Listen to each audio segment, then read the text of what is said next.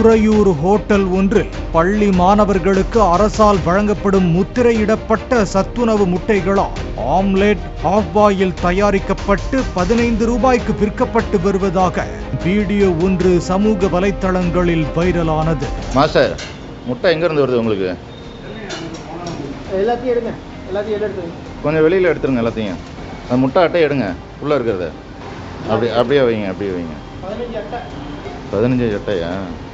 இதையடுத்து சம்பந்தப்பட்ட ஹோட்டல் மீது நடவடிக்கை மேற்கொள்ள மாவட்ட ஆட்சியர் உத்தரவிட்டார். ரத்னா ஹோட்டலில் ஆய்வு செய்த அதிகாரிகள் அங்கிருந்து அரசின் இலவச முட்டைகளை பறிமுதல் செய்தனர்.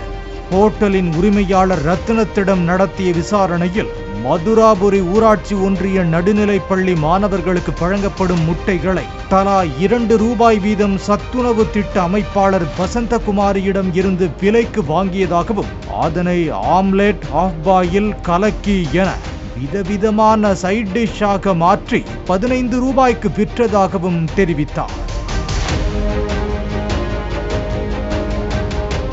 அரசின் முட்டைகளை விலைக்கு வாங்கிய ரத்தினத்தையும் முட்டைகளை விற்ற பள்ளியின் சத்துணவு அமைப்பாளர் வசந்தகுமாரியையும் போலீசார் கைது செய்தனர்.